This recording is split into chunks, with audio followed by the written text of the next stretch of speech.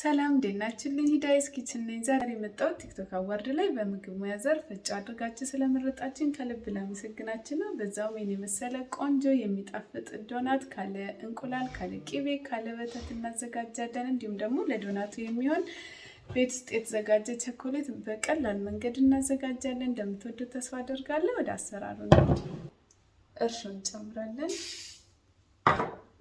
ስኳር እናደርጋለን። 2 የሾርባ ማንኪያ ስኳር፣ 2 የሾርባ ማንኪያ እርሾ፣ 2 የሾርባ ማንኪያ በቆሎ ዱቄት ሱፐር ማርኬት የሚሸጠው በቀላሉ ማታገኙ ከሆነ መተው ትችላላችሁ። ግማሽ የሻይ ማንኪያ ጨው፣ ዘይት 4 የሾርባ ማንኪያ፣ ቫኒላ እናደርጋለን። ፈሳሹንም ፓውደሩንም መጠቀም ትችላላችሁ። 2 ቫኒላ ነው የምንጠቀመው። የውሃ የምንጠጣበት ብርጭቆ 2 እንጨምራለን።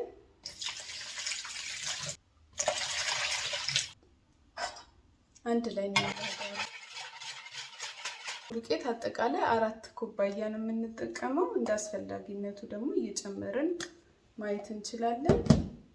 1 የሾርባ ማንኪያ ቤኪንግ ፓውደር እናደርጋለን።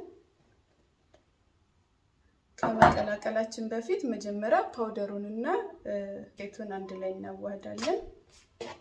ይሄንን አንድ ላይ ዱቄት እያየን እየጨመረን ለስለስ ያለ አድርገን እናቦካዋለን። ያው ሊጡን በደንብ አድርጌ አሽቻብክቻለሁ። በደንብ ሊጡን ባሻችሁት ቁጥር ውስጡ ዶናቱ ለስላሳ እንዲሆን ያደርግልናል። ሊጡ ራሱ ቶሎ ኮፍ እንዲል ይረዳልናል። ስለዚህ ሊጣችንን በደንብ አድርገን አሽተን አብክተናል። ከዛ ከላዩ እንደያዝ ትንሽ ዘይት እንቀባዋለን። በደንብ አሽተን ካቦካነው በኋላ እንከድነዋለን። እጄን ታጥቤ ልምጣ። መጀመሪያ በላስቲክ እንሸፍነዋለን።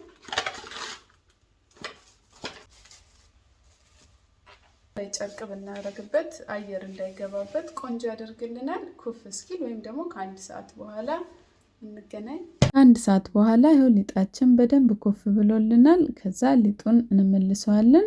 ሊጣችንን በዚህ መልኩ ከመለስነው በኋላ ወደምናዳምጥበት ቦታ አድርገን በምንፈልገው መጠን እንቆራርጠውና እንደዚህ ክብ ክብ እያድበለበልን እናስቀምጠዋለን። ከዛ ትንሽ ዘይት አድርገን ልክ አምባሻ እንደምንጠፈጥፈው በክብ እንጠፈጥፈዋለን። መሃሉን በማንኛውም ክብ ቅርጽ ማውጣት እንችላለን። በሃይላንድ ክዳን ራሱ መጠቀም እንችላለን። በዚህ መልኩ ካዘጋጀነው በኋላ ከድነን መልሰን 15 ደቂቃ እንጠብቃለን። 15 ደቂቃ በኋላ መልሶ ልክ እንዲኮፍ ሲልልን ዘይታችንን በመካከለኛ ሙቀት እናገልና ሊጣችንን እንጨምራለን። ሊጡን በመሃል እያገላበጥን ልክ እንደዚህ ቀላ ብሎ እስኪበስል ጠብቀን እናወጣዋለን። ዘይቱ በጣም እንዳይግልብን ጥንቃቄ ማድረግ አለብን። ዘይቱ በጣም ሲግል ውጭው ቶሎ ይበስልና ወይ ያርና ውስጡ ሊጥ ይሆንብናል። ዶናታችንን በዚህ መልኩ ካዘጋጀን በኋላ ቸኮሌቱን ለማዘጋጀት የገበታ ቅቤ እንዲሁም ካካኦ ፓውደር እና በተር ሚልክ እናደርግና አንድ ላይ በአነስተኛ ሙቀት እናንተከትከዋለን። ከዛ ፓውደር ሹገር ወይም ደቃቅ ስኳር እንጨምራለን። ልክ እንደዚህ መንተክተክ ሲጀምር ቫኒላ ፓውደሩን ወይም ፈሳሹን ጨምረን ወዲያው እናወጣዋለን። ከዛ ወደ ሳህን እንገለብጠዋለን። ለማዘጋጀት ምናልባት በተር ሚልክ በቀላሉ ማታገኙ ከሆነ 1 ኩባያ ወተት ላይ 1 የሾርባ ማንኪያ ሎሚ ወይም አቼቶ አድርጋችሁ ብታዋህዱት ከዛ ከ5 ደቂቃ በኋላ ልክ እንደ እርጎ ወፈር ይልናል። እሱን በበተር ሚልክ ቦታ ላይ መጠቀም እንችላለን። ዶናታችንን በዚህ መልኩ ቸኮሌት ከቀባነው በኋላ ከፈለግን ከላይ ስፕሪንክል ትንሽ በተን ማድረግ እንችላለን።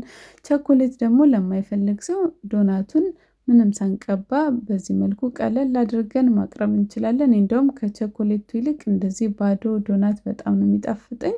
በጣም የሚጣፍጥ ዶናት ነው። እንዳያችሁት ቅቤ የለውም፣ ወተት የለውም፣ እንቁላል የለውም።